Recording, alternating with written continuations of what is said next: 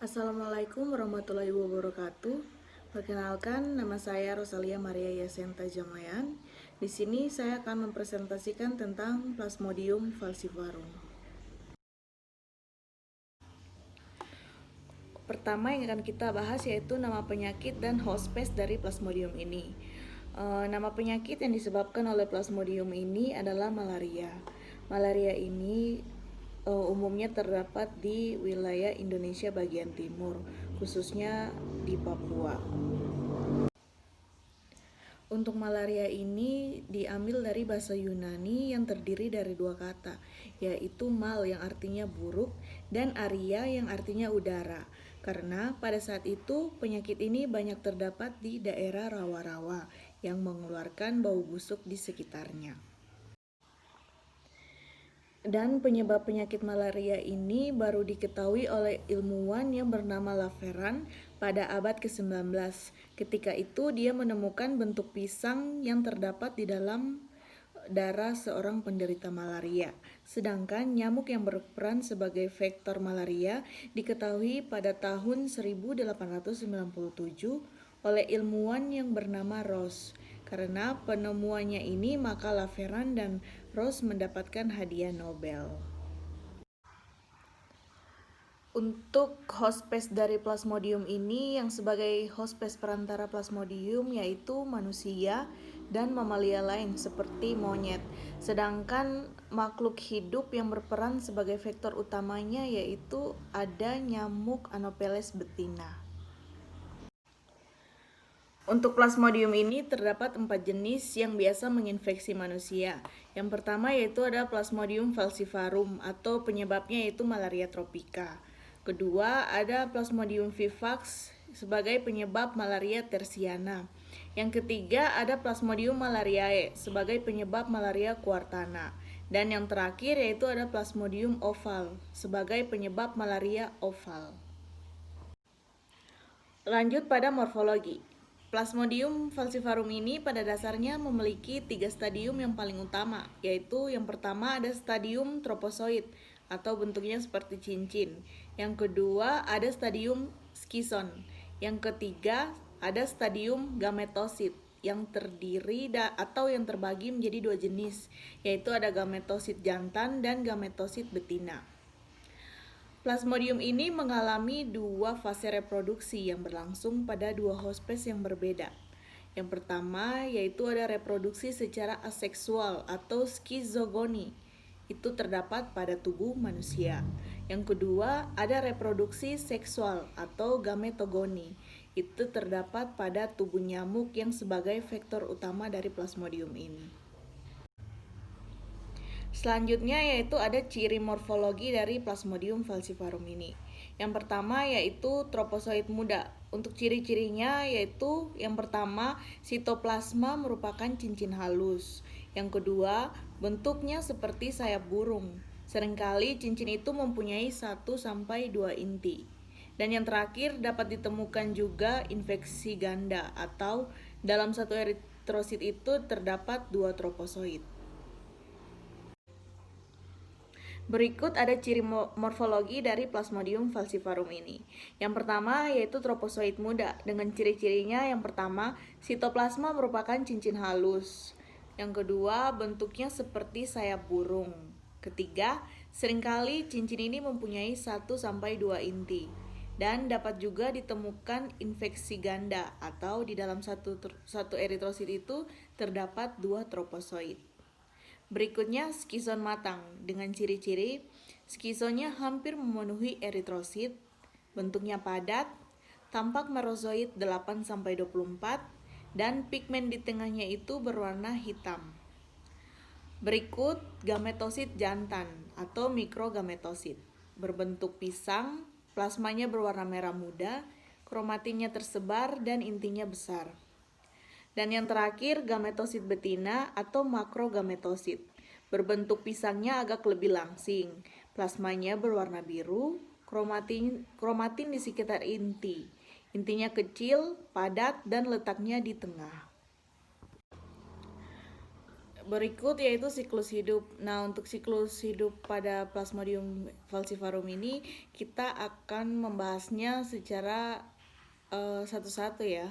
Yang pertama itu akan saya mulai dengan siklus hidup pada manusia. Nah, yang pertama itu manusia terinfeksi melalui gigitan nyamuk. Kemudian sporozoid masuk ke dalam tubuh. Dan setelah sporozoid itu masuk ke dalam tubuh, dia akan meninggalkan darah dalam waktu kurang lebih 1 jam. Semuanya itu telah berada di dalam parenkim hati. Setelah itu, mulailah stadium ini di dalam sel hati, atau eksoeritrosit primer atau praeritrosit. Diawali dengan perubahan sporozoid menjadi skison. Setelah itu, kemudian merozoid yang berasal dari skison hati yang pecah akan masuk ke dalam sel peredaran manusia dan menginfeksi sel darah merah atau eritrosit. Berikut, di dalam sel darah merah, parasit tersebut akan berkembang dari stadium sporozoid sampai skison atau 8 sampai 30 merozoid tergantung jenis spesiesnya. Selanjutnya, proses perkembangan aseksual ini disebut dengan skizogoni. Selanjutnya, eritrosit yang terinfeksi atau skison pecah dan merozoid yang keluar akan menginfeksi sel darah merah lainnya. Nah, siklus ini disebut dengan siklus eritrositer. Berikut kita masuk pada siklus hidup pada nyamuk Anopheles. Dalam tubuh nyamuk Anopheles betina ini yang sebagai faktor utama berlangsung reproduksi seksual, yaitu dimulai dengan nyamuk ini mengisap darah penderita. Jika nyamuk Anopheles betina ini mengisap darah yang mengandung gametosit, di dalam tubuh nyamuk, jantan dan betina ini akan melakukan pembuahan menjadi sigot. Sigot ini berkembang menjadi okinet, kemudian menembus lambung nyamuk. Pada dinding luar lingkungan, okinet nyamuk akan menjadi okista dan selanjutnya menjadi sporozoid bersifat infektif dan siap ditularkan kepada manusia. Nyamuk infektif ini di sini adalah nyamuk yang sudah siap dengan sporozoid yang akan dikeluarkan bersama dengan air liur nyamuk pada saat mengisap darah manusia atau hewan vertebrata. Pada video kali ini, saya akan menjelaskan cara menghafalnya supaya mudah diingat dan nempel terus di kepala kita. Nah, daur hidup Plasmodium yang menyebabkan penyakit malaria tersebut itu terdapat terjadi di 2 makhluk hidup, yaitu nyamuk Anopheles betina dan manusia. Kita ke manusia dulu ya. Nah, untuk sampai di manusia, maka nyamuk akan menggigit manusia terlebih dahulu, di mana di ludah nyamuk itu sudah terdapat sporozoid S. Kemudian masuklah sporozoid ke dalam tubuh manusia dan berpindah ke dalam hati. Di hati manusia, sporozoid akan berubah menjadi merozoid M. Kemudian merozoid yang sudah matang akan berpindah ke peredaran darah, menembus ke sel darah merah atau eritrosit. Kemudian merozoid itu membelah diri dengan cara pembelahan biner. Itu sudah termasuk fase sizogoni. Merozoid baru yang terbentuk itu disebut dengan tropozoid T ya. Tropozoid kemudian memperbanyak diri menghasilkan merozoid yang tugasnya memecahkan sel darah merah sehingga penderita merasa tubuhnya demam dan menggigil. Nah, ada beberapa merozoid di jaringan darah itu membentuk gametosit. Oke, kesimpulannya perkembangan Plasmodium yang terjadi di tubuh manusia, kalian ingat huruf SMTG. Oke. Nah, sekarang di tubuh nyamuk. Ya, di tubuh nyamuk perkembangan Plasmodium diingat dengan kata zoo. Zoo itu adalah kebun binatang ya, itu bahasa Inggris dari kebun binatang. Berarti kalau ingat zoo, maka kalian ingat bahwa itu terjadi di tubuh nyamuk karena nyamuk adalah binatang ya. Nah, kemudian Z itu adalah zigot.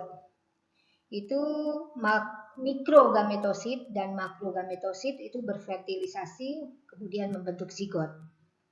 Kemudian Z akan berubah menjadi O. O yang pertama ini adalah ookinet, yaitu bentuknya bulat ya. Kemudian O berubah lagi menjadi O yang kedua, yaitu ookista. Nah, di dalam ookista itu terdapat ribuan sporozoid. Nah, itu sporozoid balik lagi ke huruf S ya. Kita balik lagi ke S sporozoid yang terdapat di kelenjar ludah. Sudah berputar balik tuh. Ya. Kemudian kalian harus menghafalnya. Cara menghafalnya SMTG yang terdapat di tubuh manusia, kalian bisa menghafalkannya dengan senang melihat ternak gemuk di zoo. Ya, jadi kalian bisa menghafalnya perkembangan Plasmodium dengan cara seperti itu. Untuk berikutnya yaitu ada diagnosa. Untuk diagnosa ini kita tegakkan dengan dua cara, yaitu diagnosa klinik dan diagnosa laboratorium. Untuk diagnosa klinik sendiri kita menemukan adanya anemia dan adanya splenomegali.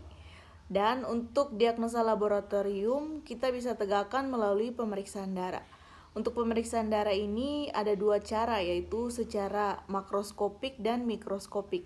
Untuk makroskopik itu biasanya kita menggunakan RDT atau rapid test. Kemudian yang kedua itu dengan cara mikroskopik melalui sediaan darah tipis dan sediaan darah tebal dengan memakai pewarnaan GEMSA. Lanjut ada patologi dan gejala klinik, yaitu ada 3. Yang pertama demam malaria, yang kedua splenomegali, dan yang ketiga anemia. Untuk demam malaria ini terdapat 3 stadium. Yang pertama ada stadium menggigil, kedua stadium puncak demam, dan ketiga stadium berkeringat. Untuk stadium menggigil dimulai dengan tubuh dingin sampai menggigil, nadi cepat tetapi lemah, kulit kering dan pucat. Stadium ini akan berlangsung antara 15 menit sampai 1 jam. Kemudian untuk stadium puncak demam, nah ini dimulai dengan tubuh yang terasa dingin sampai panas, kemudian sakit pada kepala, mual dan muntah, nadi berdenyut keras, suhu badan bisa mencapai 41 derajat atau bisa juga lebih. Stadium ini berlangsung sekitar antara 2 sampai 6 jam. Dan yang terakhir yaitu stadium berkeringat.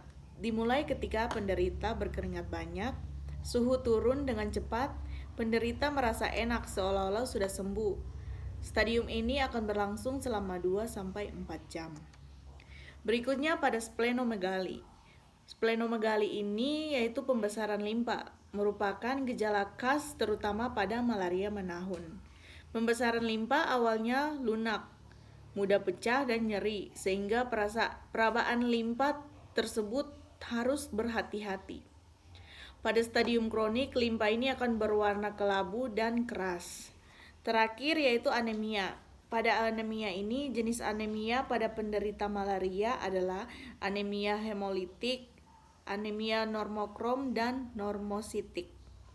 Pecahnya eritrosit akibat matangnya skison akan menimbulkan anemia, sehingga dapat menimbulkan anoksia jaringan dan dapat menyerang semua jenis eritrosit baik muda ataupun tua, sehingga tingkat parasitemia dalam darah ini cukup tinggi. Selanjutnya yaitu ada kekambuhan penyakit malaria, yaitu ada 2. Yang pertama rekrudensi dan rekurens. Untuk rekrudensi yaitu kekambuhan yang disebabkan oleh parasit di dalam darah atau siklus eritrositer. Ini memiliki kemampuan hidup lebih lama. Kemudian timbul kekambuhan dalam jangka waktu beberapa minggu setelah serangan pertama sembuh. Biasanya terjadi pada malaria falciparum. Kemudian rekurens, yaitu kekambuhan yang timbul karena adanya stadium hipnozoid yang aktif kembali membentuk merozoid dalam jumlah banyak sampai sel hati penuh dan pecah. Kemudian merozoid masuk ke dalam aliran darah untuk menuju ke siklus eritrositer. Dan perubahan dari hipnozoid ini menjadi merozoid hati sampai menginfeksi eritrosit yang disebut skizogoni eksoeritrositer sekunder. Skizogoni eritrosit sekunder ini tidak terjadi pada Plasmodium falciparum, tetapi pada Plasmodium vivax. Berikutnya yaitu pencegahan. Untuk pencegahan ini kita dapat lakukan dengan cara yang pertama mengurangi kontak gigitan nyamuk. Kedua, menggunakan kelambu pada saat tidur. Ketiga, memasang kain kasa pada ventilasi. Keempat, memakai obat nyamuk atau mengoleskan lotion anti nyamuk. Kelima, hindari menggantung pakaian yang lama. Mengapa? Karena akan digunakan nyamuk untuk hinggap. Keenam, membunuh nyamuk dewasa dan jentik nyamuk dengan menggunakan insektisida buatan atau alami.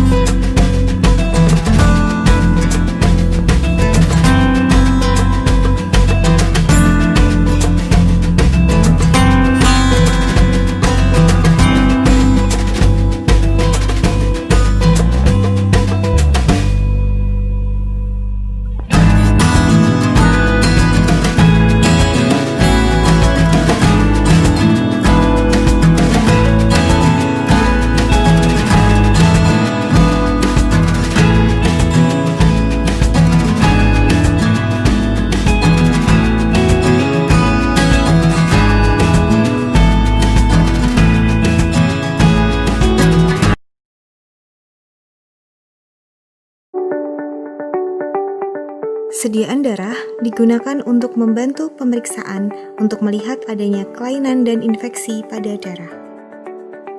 Sediaan darah malaria merupakan salah satu cara untuk mengetahui adanya parasit malaria bernama Plasmodium di sel darah manusia. Sediaan darah malaria dapat dibuat dengan dua cara, yaitu sediaan darah tipis dan sediaan darah tebal.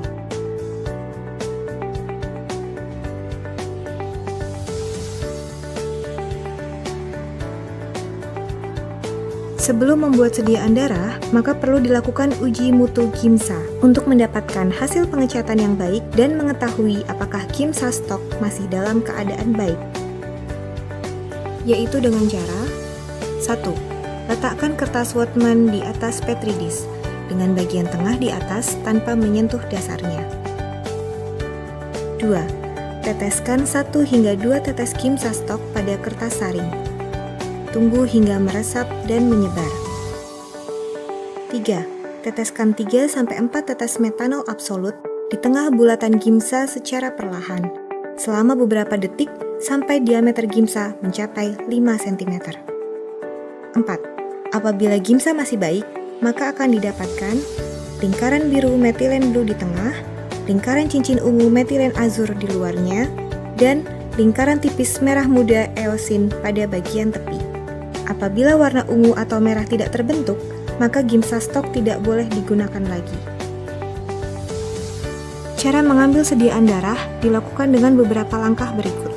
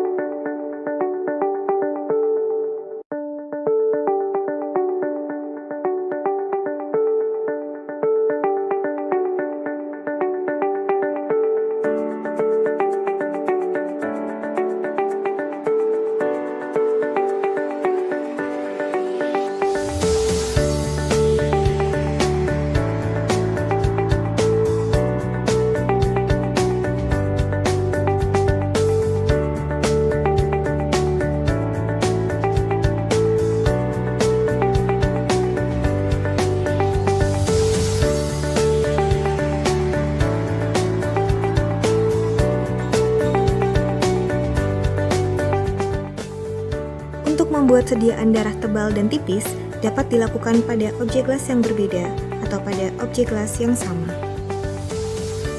Cara pembuatan sediaan darah tebal malaria.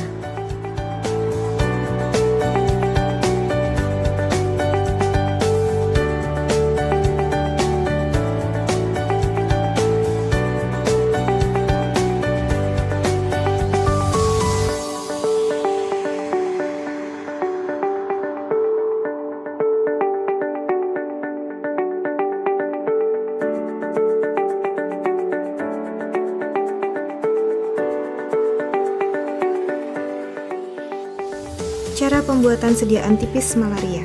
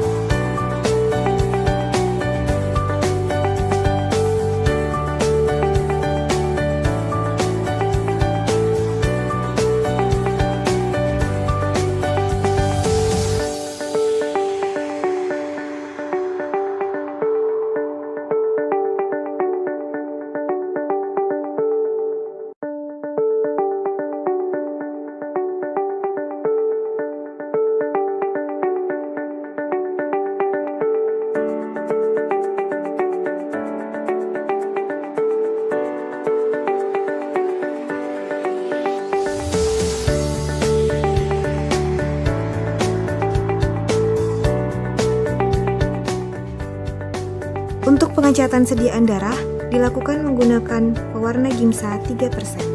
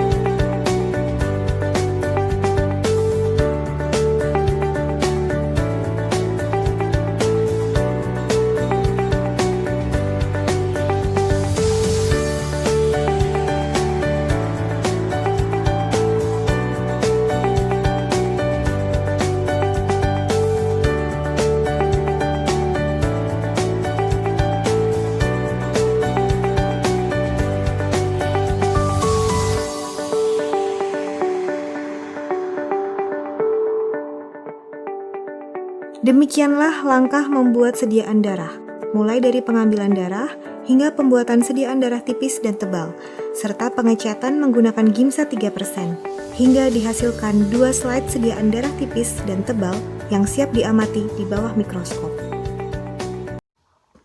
Sekian presentasi tentang materi Plasmodium falciparum dari saya. Jika ada materi yang telah saya sampaikan tadi kurang dipahami atau kurang dimengerti, bisa bertanya seusai presentasi ini. Saya akhiri. Assalamualaikum warahmatullahi wabarakatuh.